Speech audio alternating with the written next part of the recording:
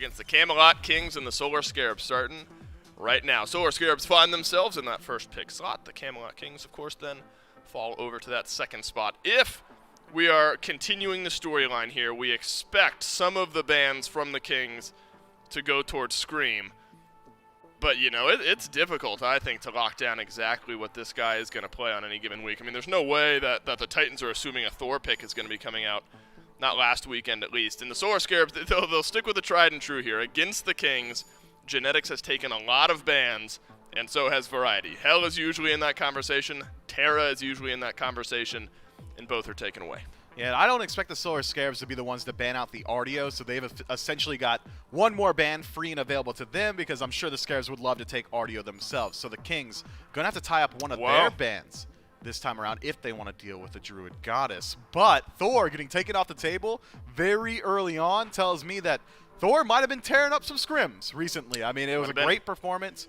Last week, Scream maybe misses a couple more ultimates than they would have liked, but otherwise has a very good transition from the early to mid to late on this Thor pick, and that's only going to become easier in 8.9. And the Kings, they just don't want to deal with it. Yeah, I'm not hanging that loss on the Solar Scarabs by any means, but you look at Thor for Scream, and the early looked good.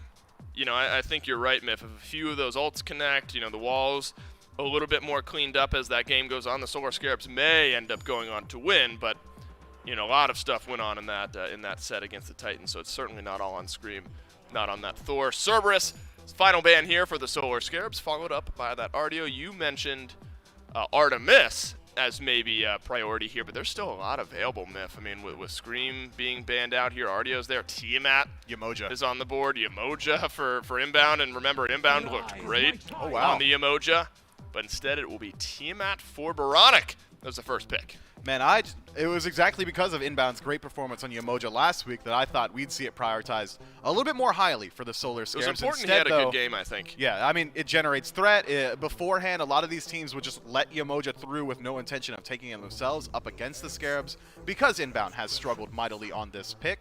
But now, Yamoja is a threat in his hands. That said, what has been getting banned out a lot here inside of the SPL? It's been Khepri. I mean, Scarab's Blessing, incredibly strong. Whoa. The Abduct, good as well. Alrighty. Why do I even talk, man? It's going too quick. Slow down. There's so much fun happening in the P's and B's. Ull locked in. Yamoja, Tiamat going to be flanking it for the Scarabs. Both these teams have incredibly strong drafts. Oh, and we had the conversation how it could be ability-based Hunter in mid. That's put to bed now. Well, maybe for future games that's viable, but not at least here in game number one. Tiamat's there for Baronic. Uller for the Solar Scarabs as well as the Yamoja. And then on the other side, so we have the exact same roles picked for both teams. Both teams still need the same things going into the second wave of bans with Khepri, Ram, and Raijin on one side, Tiamat, Uller, and Yamoja on the other. You see a clear winner. I mean, it's not often we get to do this where you're comparing apples to apples in the first three picks for both teams. You think either team comes out ahead? It's hard to say. They're different at different portions of the game, or they're better at different portions of the game, I should say. Raijin's early game, incredibly strong, has good scaling. Tiamat's mid game, much stronger than Raijin's mid game. They've got similar late games, so maybe slight advantage over towards the Kings throughout the first 10 or so minutes. As far as dual lanes are concerned, one has much more kill pressure. That's going to be the Solar Scarabs. Uller and Yamoja together, incredibly strong, great sustain, great poke, good wave clear. Khepri and Ram together has decent clear, has potentially better scaling come late game with the builds as they stand. But take a peek at those bans, Dave. The Kings say, Ayo, Scream. I hope you got a deeper god pool than that, because we're taking away every single one of your picks. Yeah, you think we've made some changes here in 8.9, Miff? Thor, Bastet, Tsukuyomi, all off the board. Scream will not be able to play any of them. And we wondered, this was a conversation we've had. I think you were bucking for some Hunbat's buffs at some point. But look, with the item changes the way they are here in 8.9, Hunbat's maybe feels a little bit better. We haven't seen the big sweeping team fight initiation of the Hunbats in a long, long time. And the Camelot Kings will bring it out here in game one of the week. Yeah, Hunbots is going to be a great tool just to burn away some beads, man, because you can't really rely on the Khepri to do it all on his own all the time. Raijin sure can burn beads with the Tycho's drums, so that's going to keep his ultimate. I knew it! We had the the Camelot Kings in for the content day on Monday. Uh-huh. And to the ends of the earth, and I will bail myself out a little bit on this one. You knew it. Go on. No, I was joking for a large part about how, because if you listen to the Backliners podcast this past weekend, Aggro doesn't need that plug, but okay. Aggro, Barracuda, and I kind of talked ourselves into the fact that Chalk might be pretty good. And so on Monday when the Kings came in, I was joking with Variety about how Chalk might actually be a pick, and he wasn't super on board with it. I'm feeling a little bit vindicated right now. Chalk ends up being the pick here for the Solar Scarabs. That's what I knew it for me? I thought you had something relevant to this set, man. No, yes. Well, yeah, Chalk got locked in, but where's Variety at? On the other side. Oh, wait, you're right. Oh, my God. This is the... Go on, Dave. We're going to have to go against the Chalk in an assault match. It was not fun. That silence really can do numbers, but immediately with this change to the jungle meta, with all these items being buffed and changed around, we get to see Chalk come back out game 1. We get to see even a little bit of King Arthur and some Hoonbots action as well. And dude, there's just so much to latch onto. I don't even know where to go. I'll start with the Hoonbats, because Hoonbats is someone I actually want to give a lot of credit. In the SCC in Europe, I've been seeing a fair bit of Hoonbats, where it's one of those things that, yeah, you know, not necessarily the most meta pick, but it is just so ridiculous how one well-placed Fear No Evil can literally win you a game. I mean, you could be like detrimental. They could have 5 Fire Giants on the other side, and you get a 4-man Fear No Evil. You win that fight, you could win the game, and things like that. And so keep your eyes on Twig, because I feel like it fits so well into the rest of this comp, because you got Raijin and Rom behind you. I mean, a late-game Fear No Evil should just sweep through the Scarabs, but then you've got so much healing, a lot of tankiness. I mean, 2 warriors. Tiamat is one of the tankiest mages, as well as the Emoja. It's not going to be an easy team to burn through on the side of the Scarabs. And another thing we get to see is something that was alluded to quite often on the desk, but now here in the dual lane is this Ullr inbound in some danger, but a 2-man stun. Make sure that an inbound can walk away with his life, no relic necessary. But with Stuart piloting Ullr, we talked a lot about him on the waiting room. He got some direct buffs to his kit, but his core build path more so got some extra buffs alongside. I'm actually curious. He's gone for a Bumba's Dagger for his starter item, not electing to go for a Transcendence Rush, just going for that and a Tier 1 Mace. And yeah, like you said, I'm just excited to see what his build is going to be. That has been one of my personal favorites. Of course, they altered it. A while ago, you had to have the axe down to get the knock-up. Now that you don't have that on the ult, you are able to utilize it in a lot more, I want to say, fun fashion. You can throw the axe in, get this nice big AoE slow, the heal field for you, but then go in with a huge knock-up for your team. Backline is Twig just trying to get back to his side of the map. He'll use the Fear No Evil in response. Riptide! Shamash, the Riptide brings him back in, but not far enough. Now Scream is the one who has to use the Riptide. Captain Twig jumps back in, but the River's Rebuke from inbound makes sure that he has an escape path. Solar Scarabs make it out, but now Variety is here, a blink through, looking for a drop kick by Scream. He'll find it, and Elite makes sure that he can get over the wall and get himself out. But Variety is not done, still looking for inbound. That'll get the beats from the support. What a good juke from Scream. Reads the movement from Variety, gets the turnaround and the dropkick. I mean, just great peel. And we have to, again, give a lot of shout-outs to inbound. A great Riptide for setup, but then doubly so for getting Scream out of there. A good River's Rebuke, but is worth noting, 8.8 balance to change this. Much longer cooldown on the ultimate for inbound, so it is much more of a commit when you drop that ultimate. It's going to take a little while before that comes back up, and that means that inbound's going to have a little bit longer where he's not going to have the success. Well, hello, Solo kill? A solo kill for the Chalk solo. Mark that one up on the board. Solar Scarabs strike first blood against the Kings and might be looking for more. Genetics gets pushed against the wall by Scream. Body block and making sure that he can't have a path out. The body blocks by Scream may just be good enough. That's going to get the Revs out, but Big Man Ting turns around and punishes them instantly inbound on the run. Just needs a little bit more damage, and the Kings are able to turn around and get 2, but Pironic might be looking to at least trade it out. And SOT on the rotation on the backside. Captain Twig trying to find out, gets over the leap. And he's just low enough now. He's going to be able to walk away, but he's not getting too far. I thought Sot was going to make a beeline into the left side jungle, but it seems like they're just going to go ahead and let that one, unfortunately, lay at waste. A good turnaround from the Kings. Genetics has to use his ult, but ultimately that is a huge pickup for them, especially after I need to see this. Yeah, an insane first blood. I want to just know how he did it. Again, the slow, the ult. This is just damage, baby. There's nothing else to write about it. That is all Chalk all day. He just dumped him and did exactly what you would expect. First blood from the Scarabs, the 2 return kills from the Kings, have netted them just a little bit more. And you can see where it's starting to pay off. There's 2-level difference between Twig and Scream right now. That's a hefty amount of where this lead is going to be sitting, at least in terms of experience, because you've got a good amount of Hunbat's plays already on the board. He's been impactful, and you've started to feel a little bit more. Scream has had some good moments, and he actually might have a good gank here. Variety able to get away from Scream. Now SOT on the backside of the tower. Captain Twig has his ultimate, teleports in with the Sacred Monkey. Captain Twig looking for a potential pick, and a blink in from Variety. He's going to separate the two of them. Fear No Evil is good, and the Faravalon will also take one down. Captain Twig kicks up the double kill in the solo lane. A bit of a greedy play there by SOT, sitting back there so long. That's a classic case of caught just in the wrong spot. You had nowhere to run. There's all of a sudden a Hunbat's behind you, a King Arthur on the other side with tier 1 tower. Extra power. So now this Ullr may start winning some of these boxing matches, or maybe not. Lifesteal at a dominance finished out by Netro. It's going to give him a lot of combat power and a lot of basic attack damage to throw back against them. Genetics will walk forward. He'll miss the pluck. A quick leap from Stewart.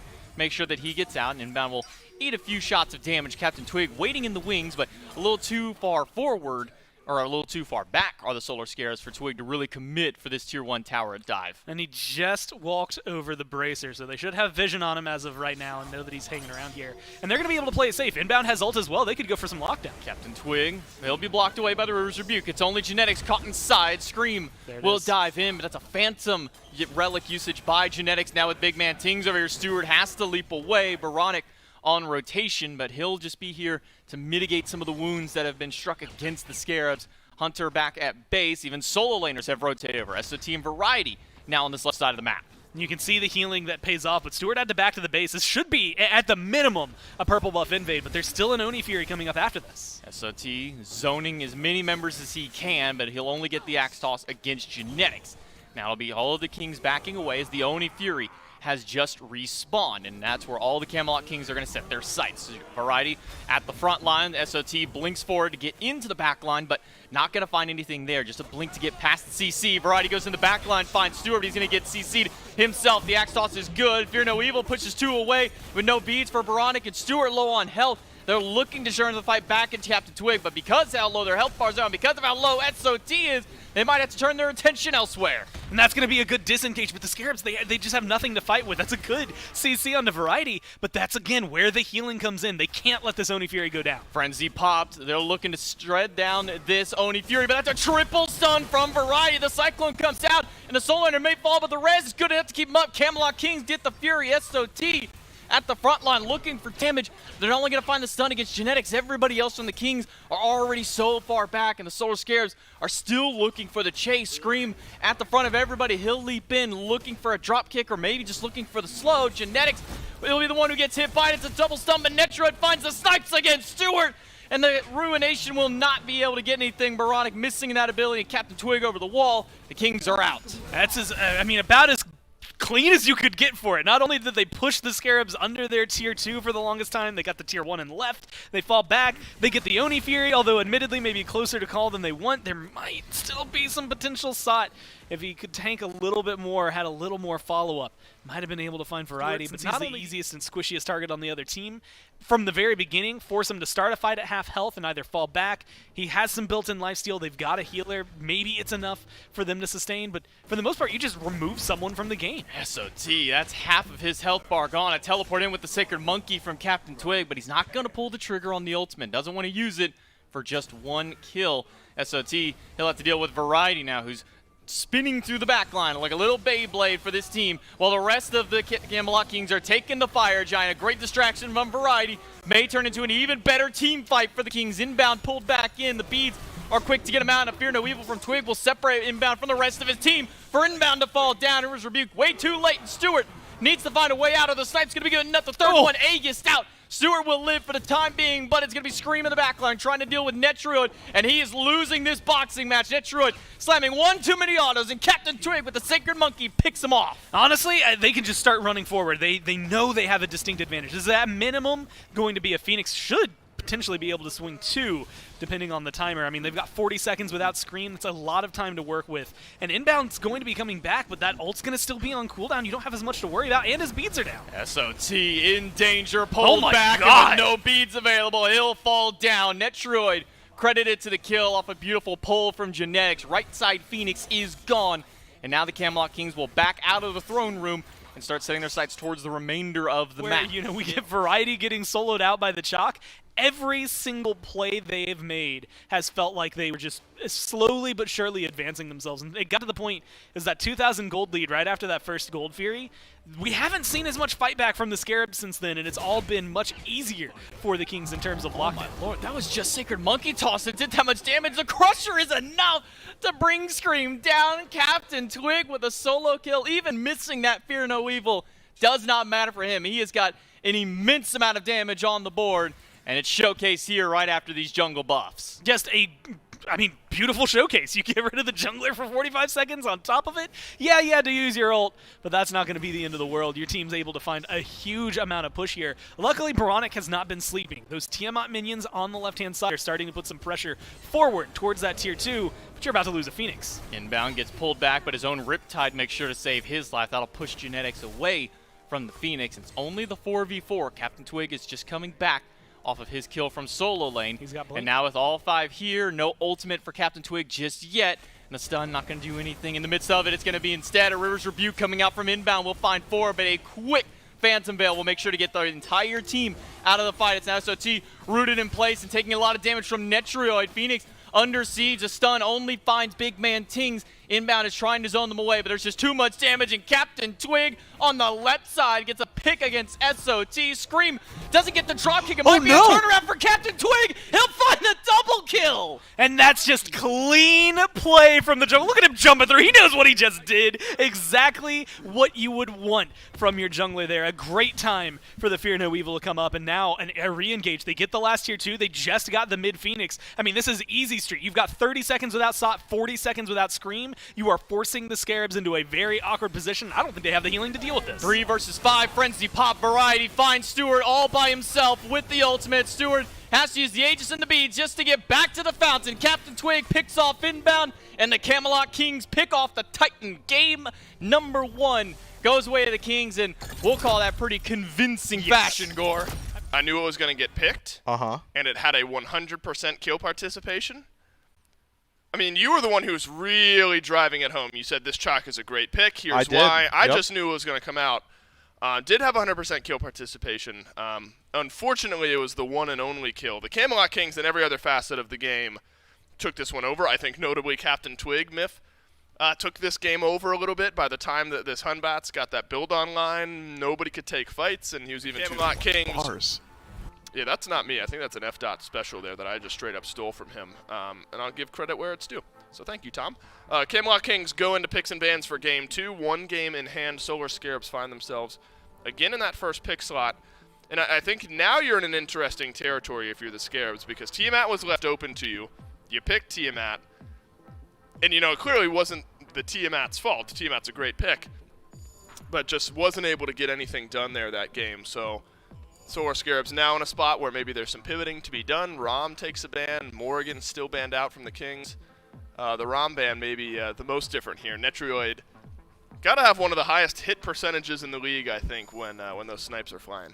Yeah, and to speak to your point about the Tiamat, the Solar Scarabs prioritizing it so high in their draft means that you have to expect great things from this pick. I mean, they've foregone a lot of meta selections for this Tiamat. It could have been a Yamoja in that slot. It could have been anything else. But instead, Tiamat got that priority and did not perform very well. I mean, there was a point, what was it, about 13 minutes in the game where we're looking at the damage charts and we're like, oh, Tiamat really hasn't done a lot up till this point. And, credit where it's due, the Solar Scarabs, is you can't put that all at the feet of Baronic. When everybody is suffering, that means that everybody's going to look a little bit worse for wear. So if they do decide to go back toward that Tiamat a little bit later in the draft, I would not fault them. However, it is Terra selected first overall. Good engage, good counter engage, great sustain. Just a generally very strong pick, and maybe something that the Scarabs can rely on in these team fights. And also, Genetics doesn't get to play it, so that's a double win for the Solar Scarabs, because bans 5 out of 6 are unchanged from game number 1. Terra was banned by the Scarabs in game 1. Now it's the Rom instead, and that left, of course, the Terra open. You better believe the Kings are picking that pick if Terra is left open to the second wave instead. Now the Tiamat is left open to the second wave of picks. BMT in game 1 on the Raijin went 305. You know, Captain Twig, of course, on the jungle really drove a lot of that pressure. I mean, Tiamat getting that level of pressure is just as scary, if not more scary. Khepri continues to get picked here. I mean, Khepri's in such a unique spot where it feels like there's a handful of players that I just don't want on Khepri ever if I'm playing against it. And Genetics might be in that conversation. He's looked great on this pick. Man, Khepri, just as a god himself, removing it from the players, and you can't do that. Genetics is someone who elevates the level of play that Khepri's able to bring, but just giving your team damage mitigation, thanks to the second ability, good engage, good lockdown CC from a range, that ranged root. I mean, he's just strong, and I've been beating around the bush. We haven't gotten to the thing that makes Khepri that much better than some of these other Guardians. It's the Scarab's Blessing, man. No other god in the game will force you to kill somebody twice. I mean, that's just the hard truth of it. If someone is willing to play out of position and aggressive, okay, well, somebody else is what I said. Okay, got it. No, you're right. Yeah, you're right. There we go. Anyway, if you want to, you can dedicate this Tiamat now to be a backline diver. She doesn't have to play that backline role where she has to use that damage from a range. Instead, get in the face of the Scarabs and just realize, okay, worst case scenario, I'm getting revived out of here. Yep. I'm applying my damage. I'm going to be back in a safe position, and I can do it all over again. And that is so hard to deal with inside of these games. It's so hard to establish a lead up against the Khepri. But I see your eyes glowing, Dave. You can just say it, man. What, Chiron banned? I saw it. There was a twinkle in your eye. To be fair, I didn't predict Chiron. I didn't predict Chiron to get banned at all. I just said his name, and he happened to get banned away. So I'll take half credit. All right, on that one. Half credit on that one. Tiamat Khepri Heimdall. Late game feels kind of scary right now. If we lost Hoodie Scream. Now it's just Scream. Is that a good thing or a bad thing? I know there's like the jokes around like if you're a basketball guy like Hoodie Mello like goes nuts in all the games where you see it. Maybe Scream is reversed. If nothing else, Scream. Look at his range of motion now. If nothing else, Scream gets a assassin pick here in this game. We've mentioned how Scream plus assassin generally equals death for the enemy team. That's the case here with Tsukuyomi. Maybe you got a good chance to find some engage. An assassin as well for the Camelot Kings here in the jungle. Nemesis. So Tsukuyomi versus Nemesis could be a matchup we're going to get used to seeing a little bit more. Yeah, as long as Nemesis is able to hold on to her third ability until after the Kusari Gamma from Tsukuyomi, then the fight generally going to favor him. But if he doesn't hold on to that Nemesis third ability and instead gets it stunned off, loses it, you're getting disarmed as well, the damage output from Tsukuyomi might be enough to push you over the edge. But last time we saw this god selected for Scream, it was matched up with the Morrigan. It was double Tsukuyomi in every single engagement, which was very hard to deal with. I mean, if you're double piercing moonlighting somebody, they're probably just dead, right? Doesn't matter where they're going or how far away they are. They're probably just going to lose out inside of that team fight. Now you're kind of operating on a similar level with this Raijin. You have that similar ability to jump in and try and follow up the Tsukuyomi, but it's not quite the exact same. It's a little bit more so that Tsukuyomi is going to be creating space for this Raijin in the team fight, and then Terra is going to be acting as that primary engage for the rest of the squad. I'm excited to see how the Scarabs line this one up. You this excited is a pick. to see Sylvanas? This is a pick that Bobby's been talking about a lot on Twitter, on his stream. He's been saying Sylvanas, when you get to the late game, feels incredible. He has not talked about Sylvanas' early game, so we'll see if whether or not he's able to actually make it to that late game phase. Well, remember, it's Sylvanas, the have changed going in this most recent update and the way Sylvanas works, and maybe there's an opportunity now for some chain CC there in that duo lane. You get a pull, you get a root. If Stewart is able to pile on that, whether it's with the ranged damage confirm or with an axe to up, and you can do that in any order that you'd like, maybe there's some poke / kill potential / setup potential for ganks there on the left side.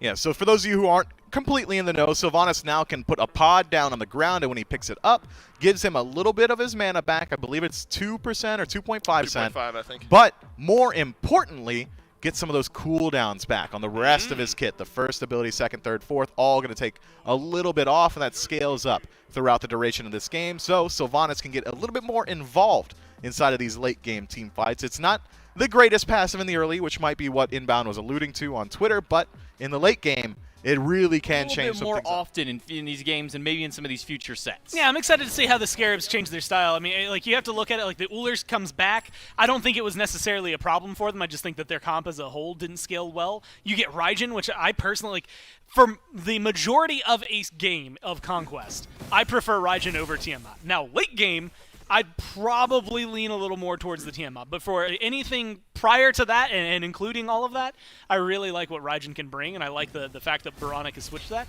Also, you want to talk about a complete swap in mentality. SOT has to go from Shock, where he's going to get First Blood, to Terra. And I think this is going to be a much more patient game coming from the solo Around lane. 3 minutes, and gold is pretty much dead. Even experience, even across the board. Nobody has really made any waves towards trying to get any kind of major leads so far. Honestly, I like this. What you're seeing from the Kings, like this duo lane is just by merit not going to be able to keep up too much. God. Oh my god! Oh my lord, the damage! The full combo from Seward plus the damage coming from Inbound. First Blood goes away. The Scares, we were just talking. Nothing's happening. Nothing's going on. Inbound misses the pull, but then they turn around and get a big pick. Completely clear away that lane fast enough. I did not expect the follow-up damage, but that goes to showcase exactly why, first off, this Sylvanas can be such a good pick. A lot of good CC and a lot of good damage. The healing is great. Oh, Now Scream! Netroid is getting What bullied a in this rough dual day. lane. Scream has been hanging around this side of the map for quite some time now, and finally, the fruits of his labor will pay off, and it will be a kill going his way, teaming up with Stewart. I mean, it fits well enough with him. And honestly, because what was Wukong's build? He would always go Soul Eater. He would also Void? get Heartseeker and things like that. Like it's not uncommon to see him go very, very hybrid with his damage items. And honestly, I wouldn't be surprised if we end up seeing something like a Heartseeker get picked up in here throughout all of it. It does make him a lot more susceptible to ganks, though. Doesn't have quite the defense online. Scream gonna miss the stun. The dash from SOT is good, but it's gonna require the ultimate out of the jungler, and that's not even enough damage to kill him just yet, but the Shadow Shuriken will surely be able to take him down. That's another kill on the board for Scream, and that's gonna be 3 kills for the Solar Scarabs. I like the fact that they're responding in kind, though. 2 people on right get aggressive, go for the red buff. But Captain now it's Twig. the damage. Yeah, if that pull lands on Twig, he's dead. Genetics, he'll get stunned, but he'll be able to walk away. An unsuccessful red buff invade from the looks Yeah, of it. 3,500 experience is such a huge chunk in their favor. Sot has a decent lead, just 1 level, but it's 2 levels in the jungle. And they're going for a Pyromancer. Pyromancer started right at the 10-minute mark. Variety's going to try and slow them down. Hasn't been burned just yet. The Kings do manage to steal it away, and now SOT in danger. He'll have to run as fast as he can, but it's Inbound, caught in the midst of it. The Lone Tree has no escape path. The Caltrops are my down. God! Variety's decoy walks forward. Bait me for a moment. Captain Twig, he'll fall down. Damage from the Piercing Moonlight and Baronic are more than enough to drop the jungler. I mean, you lose the Pyromancer, that's not worthwhile, but the turnaround damage from Baronic there is insane, and they get the kill onto Twig. At least in terms of fight, that's much more worthwhile for the Scarabs. Call it out there. It's going to help Inbound get out of there the most, then maybe Scream and Sot, then Baronic and Stewart. But ultimately, it is a good safety mechanism for him, especially early on. And it's a good engage tool as well. If you don't want to use it for that counter to run away, it's a really good way to close the gap and follow up in the middle of a team fight. Lizards will walk down the mid lane and won't be deterred too much here by the Solar Scarabs. They're just trying to zone Genetics away to maybe look for a pick against Captain Twig. Red buff started up, but now Genetics is the one caught in the mid lane as SOT is rotated over. It's a fight towards Captain Twig. He gets a big chunk of health back from that shield, but not going to be enough to save his life. Scream teleports all the way in towards the tower with that ultimate, but Genetics, he'll be able to walk away. Red buff still standing, but another pick for the Scarabs. And a good one at that, right? You get another kill onto the jungler. Twig was a huge reason for the King's success. Now they might even be able to find more. Variety blocked by the Monolith. He'll get up on the Somersault Cloud and be able to heal up and get back away. Scream will now have to run as he's sitting around half health in enemy territory. And that is a lot of damage that the Sun Wukong has available, waiting for the blink from Variety, but he will not pull the trigger just yet. Instead, it'll be Genetics once again CC'd under the Tier 1 tower. Solar Scarabs still holding on to really only about a 700 gold lead Also, now. burning Genetics' ult, maybe making Tings feel uncomfortable. Those are really important for the late game. Inbound is level 12, but he hasn't gone back to base to pick up his second relic just yet. Everybody else has had the opportunity to do so. It's beads essentially across the board. Inbound gets pulled against Genetics. It's a knockup just against him, but Genetics isn't worried about it. He'll take that ultimate. He'll take that pluck because there's no further follow-up from the Scarabs to really put him in any kind of threat. Camelot Kings, they'll take that win not only by getting that pull and ultimate, but by taking that Tier 1 tower with Variety's rotation. And this is actually them getting aggressive. They're going to be able to get Scream's beats. Scream walks away. Netroid Oh my might God, not have Netroid. that same luxury. Luckily for him, he's got a Bifrost to get out, but sitting just around 10% health. He feels the wrath of what a level 15 Uller can do. And now the Gold Fury sets back up for the Solar Scarabs. Netroid is still here, and he'll try and sustain off the wave just a little bit, but he's looking a little worse for wear while Variety dives to the back line looking for Baronic. He'll get some damage, but he's going to get mezzed out of his cudgel, immediately have to go up into the cloud to get some health back. And I like this play from the Scarabs, though. They force Variety out, force his ult. That's a lot of his safety mechanisms. Start pulling the Gold Fury. Force the Kings to make a rotation. Pull them into a fight that either they can't win because Netroid's too low, or that they're going to feel awkward trying to get into. Gold Fury is down to nearly half health. Variety and Netroid are still waiting around to see if they have an opportunity to steal or go for a pick. Genetics down to half health. Scream is chasing him out. The walls come up for the Gold Fury. That'll be a secure for the Solar Scarabs. But will any of the Camelot Kings be able to make it out? Netroid's got a Bifrost. Variety doesn't have the ultimate, and the bird gets canceled out by a Scream as he dives right in and picks him up with not just the piercing moonlight, but the damage after. I mean, that is a good kill, good swing for the Scarabs. What has been a rough game for them, not in the sense that they've been suffering, but they just haven't been able to pull a massive lead in their favor. They've been able to do everything right. It's just slowly but surely chipping away and getting something on the map. Now they get a tier 1 tower, they get that Fury, they get a kill that have gone down on the side of the Scarabs. Not ultimately the end of the world for them, though. I think their pressure right now is really what's winning them out, and they should be able to answer in kind. The fact that they have all 5 members here in mid showcases where I think they're going to be able to find it. But look at Variety. He's going to be scooping up into the back line. That tier 1 tower, Genetics pulled back by inbound. The Taiko drums are going to force the ultimate out of the support. He'll use that only on himself, and he's going to get stunned out instantly as he comes through. Captain Twig trying to find the damage in the back line. Will get it, but Stewart trades him out. Big man Tings diving in against Baronic, and Variety will dunk in the backline. But Baronic is healing through so much of the damage. Stewart, he picks up the double kill. Give him the triple, and maybe even more after Stewart. Looking for Genetics, but he's not going to find anything. Big triple coming out of the Hunter. Oh, but you got minions. Keep going for the tower at the minimum. You've got healing as well. This is a nice, easy push for them. 30 seconds where it's a 2v3. And so maybe not enough to get a Phoenix, but enough at least to get some gold in your favor. So some quick adaptations from the Solar Scarabs and picks and bans. Some changes of their own. Getting inbound something like this Sylvanas. It's one of those ones where you kind of question. If you haven't been following everybody, you haven't been following the scene, you kind of look at this Sylvanas and go, what is this pick? And maybe you're looking for a way out for Variety. He's going to get out with the bird, but the piercing moonlight will make sure he has enough chase down. Scream picks up Variety. It's another kill on the board for the Scarabs, and maybe another tier 1 tower. Feels like Scream's just on Variety duty right now. I feel like the last few times we've seen the fight, it's Scream, kill Variety, then whatever happens, happens. But do whatever you can to lock him down. That's twice now at least, once on left, once on right, where he's got a lot of that pressure. And I like the answer from the Kings here. I love the fact that the Scarabs are getting aggressive, but Netroid is pushing down the tier 2 and left. You see Twig getting some pressure there in mid, at least making sure that they're going to get something answered back. It's going to be a 1,500 gold trade, and maybe even more if Captain Twig can take that tier 2. But nobody's paying attention to the fact that the Solar Scarabs are on the Fire Giant. Even Baronic isn't in the area just yet. Sure, they're going to lose out on a couple tier 2s. No big deal. Solar Scarabs, they get the main objective of the map and a quick back to base. You can find some good defenses. I think it's strong on the side of the Kings.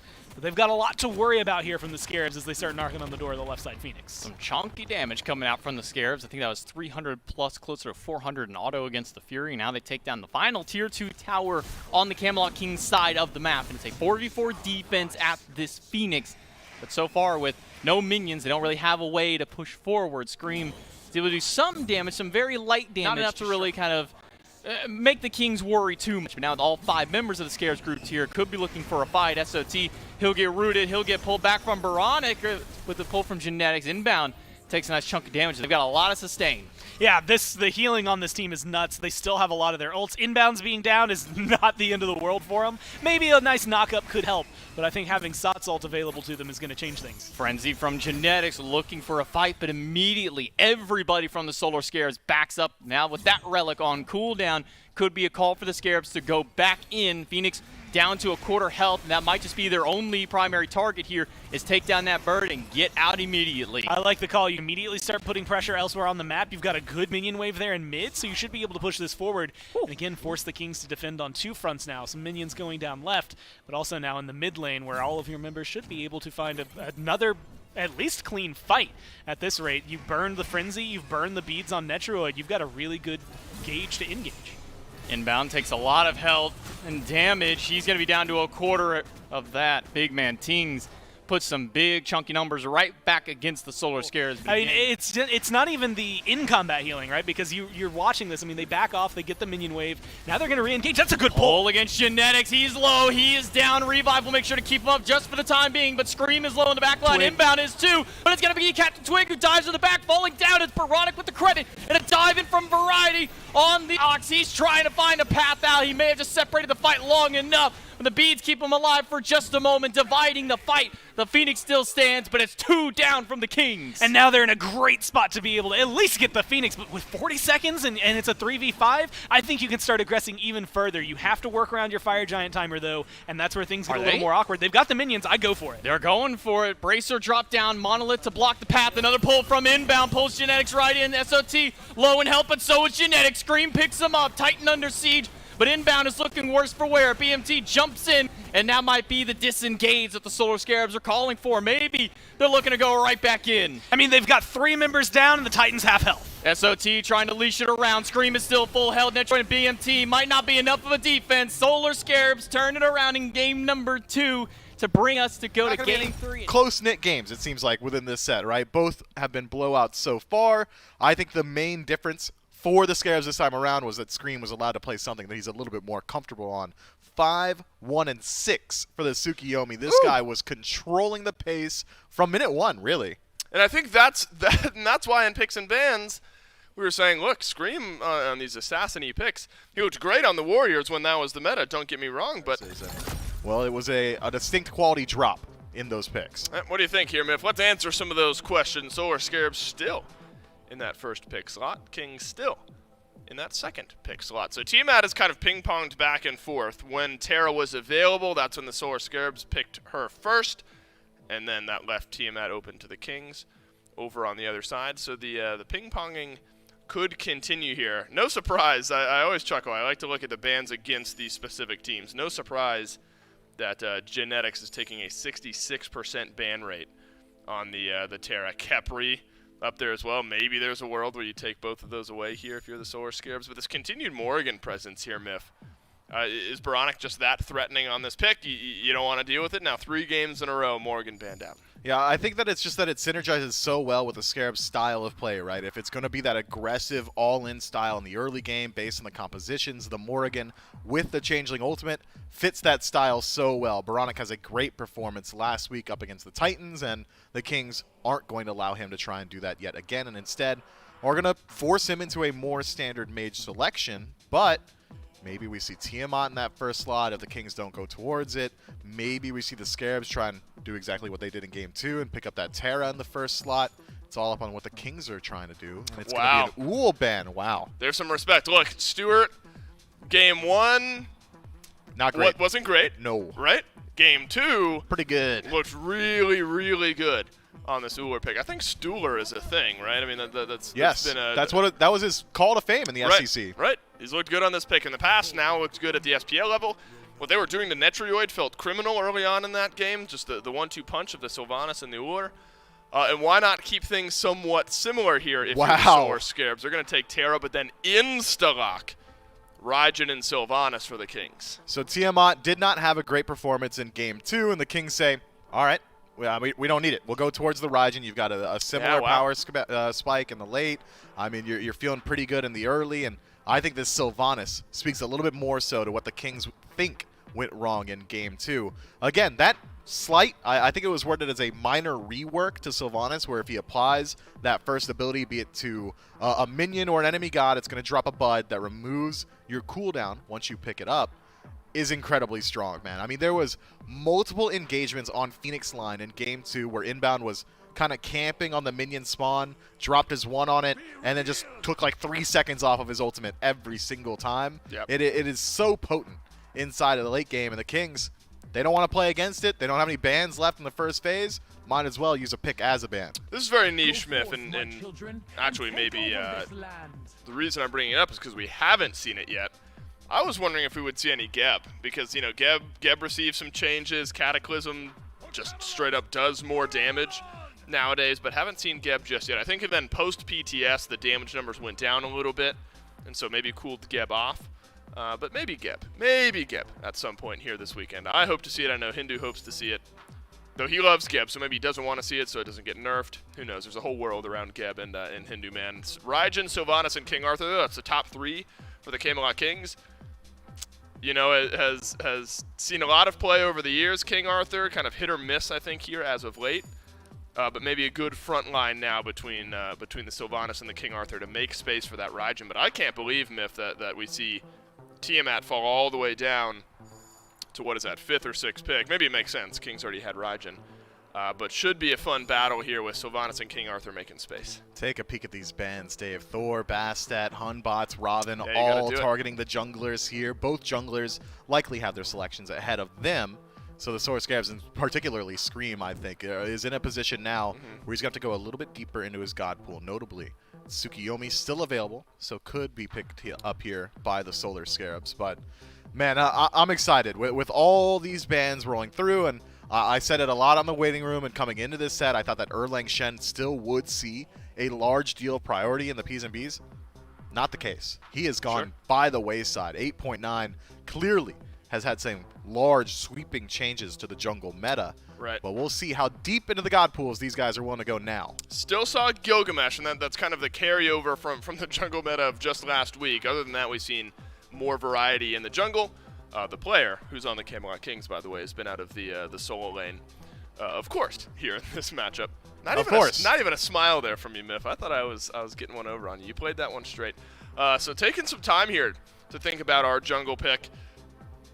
You know, I wonder how much priority the Camelot Kings are going to give Captain Twig here, because in back-and-forth games now, we've seen one of the two junglers get one of these carry-esque, assassin-esque picks out of the jungle, and it's kind of taken the game over. It was Scream on the Tsukiyomi in Game 2 that really ran things.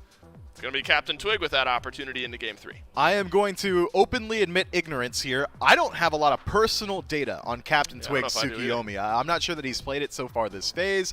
They may have just taken this selection because they don't want to allow Scream to have it himself. But that's a double-edged sword, man. If you're putting yourself in a position where you're playing a god that you're not incredibly comfortable with, especially a god like Tsukiyomi that kind of has a abstract playstyle. Are you that all-in engage with the Piercing Moonlight? Are you playing this poke role? How are you controlling space with the Caltrops? Legitimately a pretty hard to execute on character. If Twig doesn't practice that, and we haven't seen him pull it out in an SPL match yet, could struggle inside the jungle, but at least taking it away from Scream seems to be pretty valuable, man. I mean, he had such a great performance in Game 2. It's entirely possible I'm using Gore's spreadsheet wrong. This is a spreadsheet, and there's a lot of data here.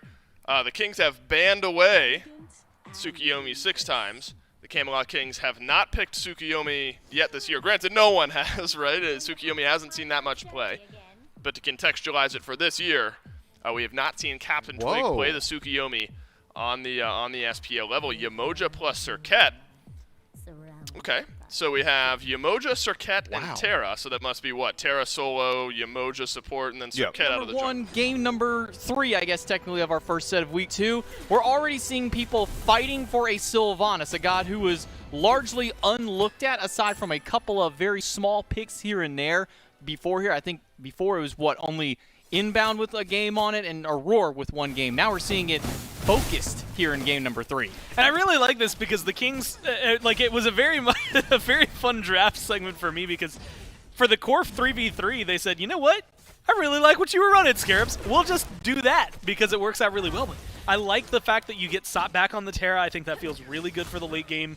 I'm really interested to see Twig because he was not very impactful in Game 1. Same thing could be said for, in Game 1, Twig was really impactful. Were enough to warrant a ban in phase number 1 of the bans. This time around, it will be the Heimdall in Stewart's Pardon. With Baronic back on the Tiamat, it was interesting for you to highlight that the Tiamat hasn't gotten a win yet in this set, considering where she has been for the majority of the SPL, and now Variety in danger. He'll get ulted by Scream and a leap in. Should spell First Blood for the Variety. May have cut off the path enough. No, there's a blink there for SOT. The blink basic will get First Blood. And I really like that Scream covering the option, but Sot saying no. Now we end it, and they get aggressive. They should have, at least maybe not the timer on this blue buff, but now they'll have the respawn when it comes through. But Twig's lurking in the jungle. Genetics gets a pull. Genetics gets 1 and a double ultimate. Gets a Scream immediately through the Piercing Moonlight. Captain Twig tries to take down the jungler, but the heals and the shell are good enough to keep him, because now Inbound is rotated over, and the Riptide keeps him locked in. Inbound strikes back, not only saves his jungler's life, but gets the kill. They also use the Frenzy as the engage there from Genetics. A root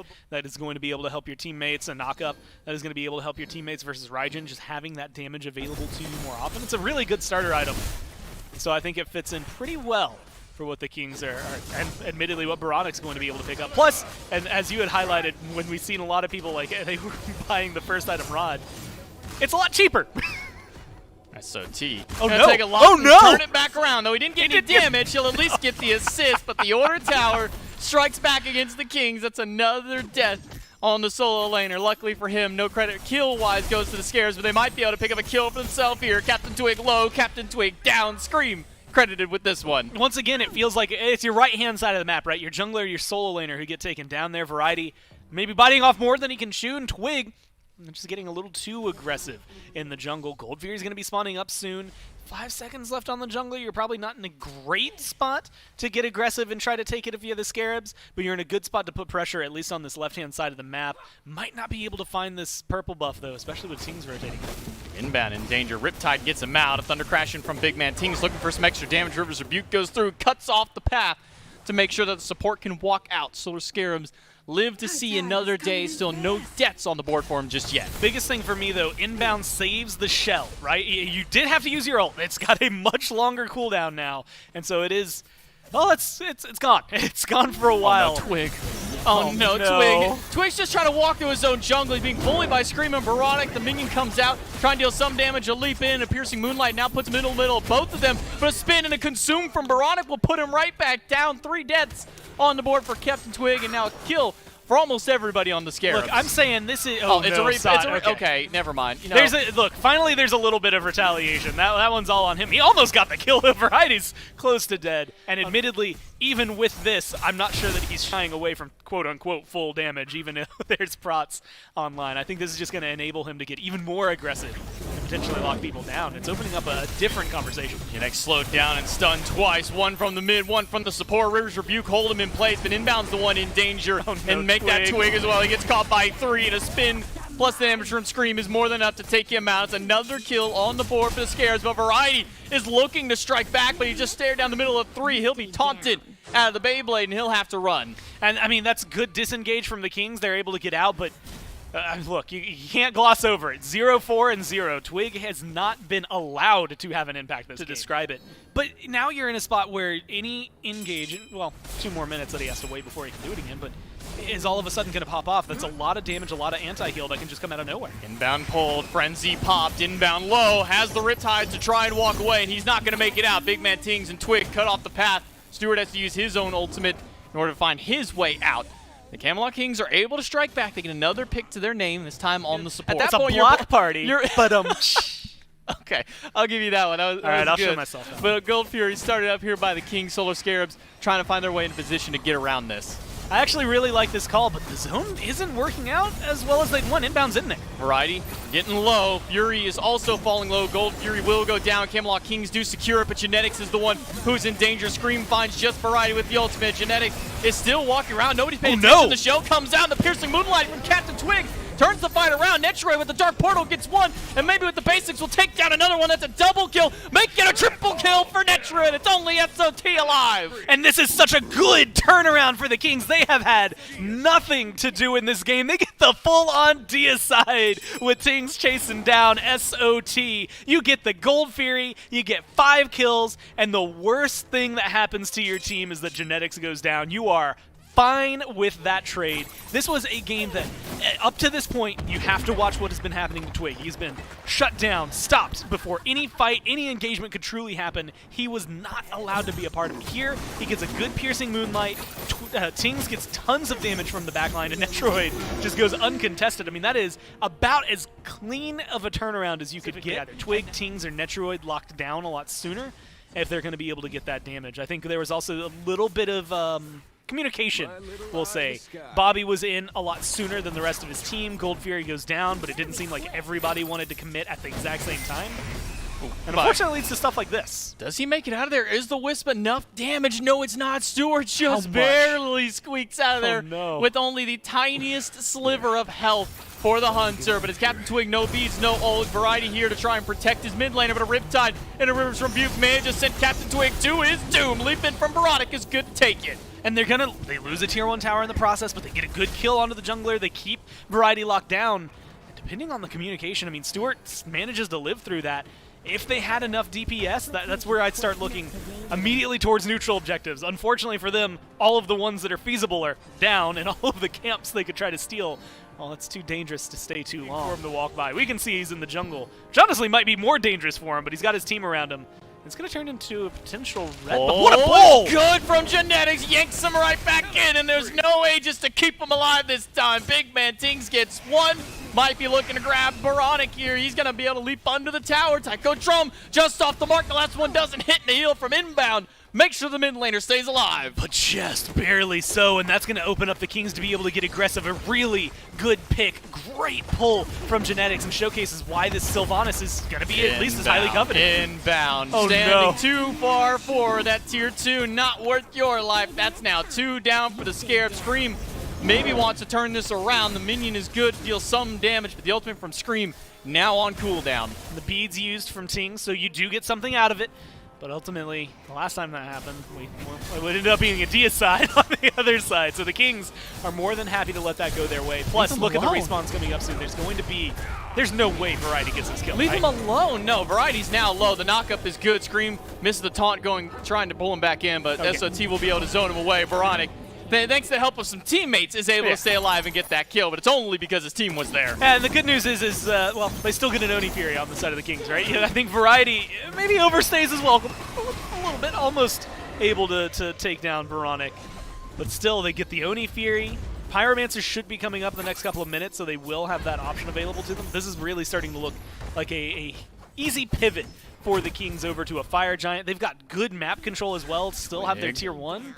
I mean, this is not necessarily desolation for the Scares, but Captain troublesome. Twig, no beads, now no ultimate, and no stun to save his life. SOT chases him down, Scream's rotation.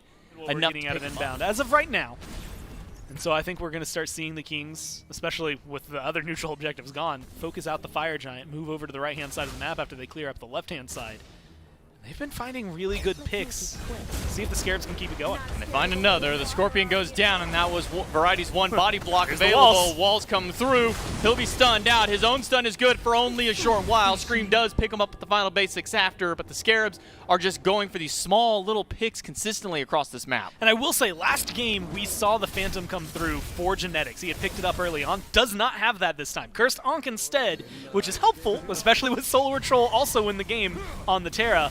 But it is not the end-all be-all. Good ults from inbound really have staying power.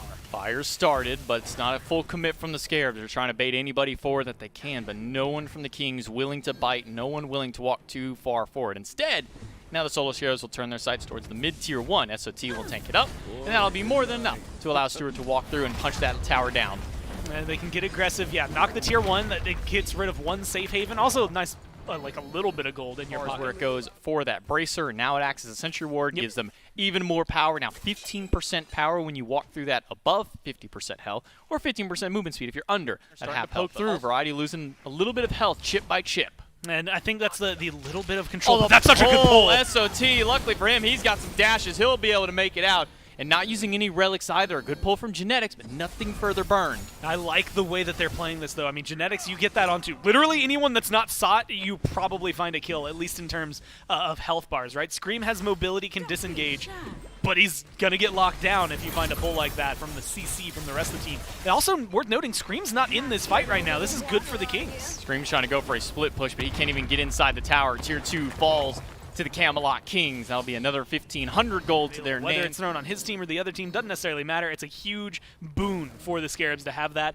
as well as keeping your eye on the blue diamond. As inbound has his ult, then that at any point can change the fight. Variety diving in the back line, only finds Baronic, and now Genetics pushing forward, but he misses the pull off the landing immediately. Baronic down half health, looking for a way out, but he gets knocked up and taken down. Genetics picks up one instantly for the Camelot Kings. And that might be one of the best kills you could have gotten there. I mean, inbounder Sot slows down the Scares, but they still put up a fight. Maybe they can jump back in, but that Fire Giant's falling fast. Inbound is here. He'll throw out the bubble for some damage, but now with the Frenzy pop, the Camelot Kings will take the Fire Giant. And will he be able to take the fights after Variety finds a stun against 2? Stewart and SOT trying to find a path out of it. Variety is eating so much basic attack damage from a Stewart. And now they can get aggressive again. 2 exposed Phoenix on the side of the Scarabs. This is a great play and a great place to be for the Kings. Scream not in the fight right now as well. He's going to be forced to back. They've got 20 seconds without a mid laner. This should be free. Yeah, Phoenix is gone.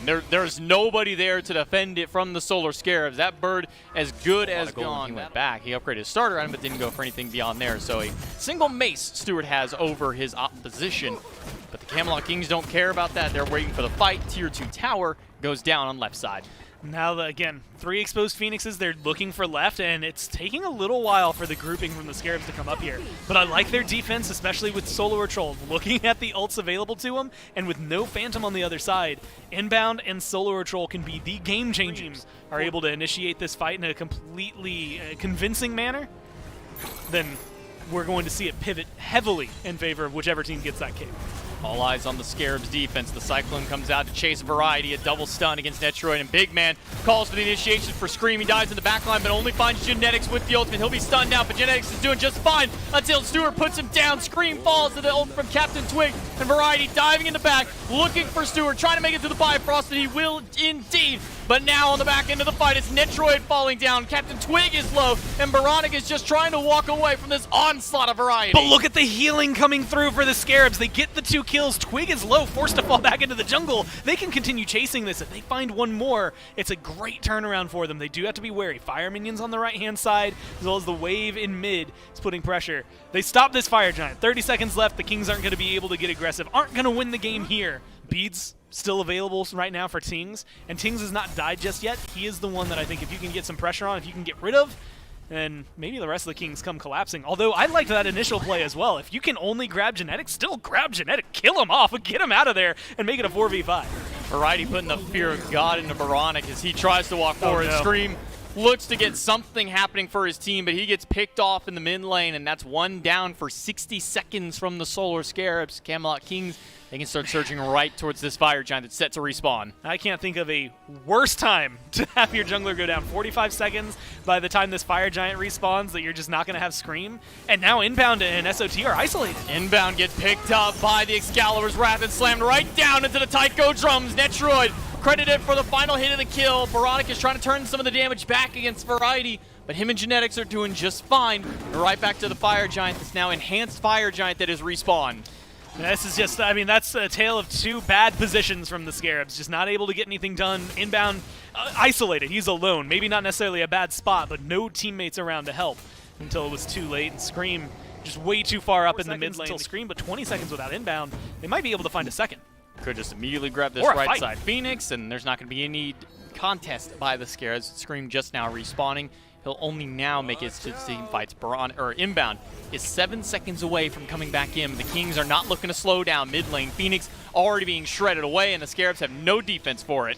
I mean, this is exactly how you want this to go if you're the Kings. Right up behind it, while the rest of the Kings, they're pushing up these waves and starting to get grouped on the left.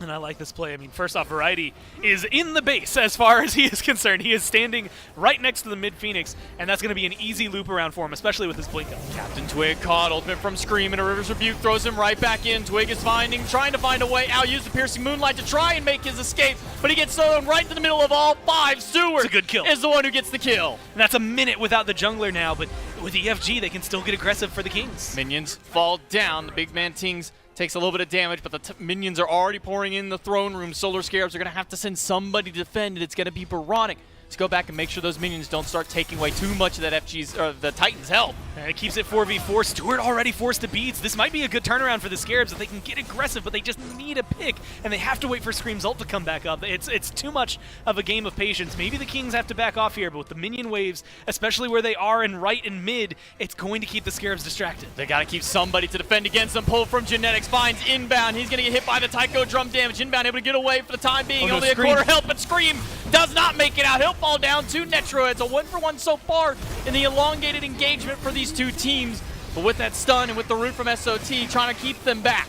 All they need is another good opening kill. Variety has to fall back. Minions. Netroid is going to be able to get this Phoenix, and now the Fire Minions are helping out. And with that, they're going to have to back away. Fire Minions pouring in the throne room. That's one full wave plus some extra, and Titan down to half health. Even with those Phoenixes, if those 2 come back online, still that 3rd Phoenix that now falls down, staggering their respawn timers. Titan will not get a lot of health back. And with these minions pushing in, Kings might be looking to aggress. 17 seconds left, 10 seconds now on their EFG. They have to get it done. Bling on the back from SOT, looking to see if they can push them out, but it's Netroid fighting back. Stewart is the first one out. Big Man Tings is in danger. Will he be able to live through? It doesn't even matter. The rest of the aggro was on the Titan, and the Camelot Kings, game 3, they take it Struggles right around. in those late game engagements around the Fire Giant. One time we see Scream get picked before the Fire Giant fight. Another time it's inbound on the Emoja getting picked out just before Fire Giant engagement starts off in earnest as well. It's just some of the similar issues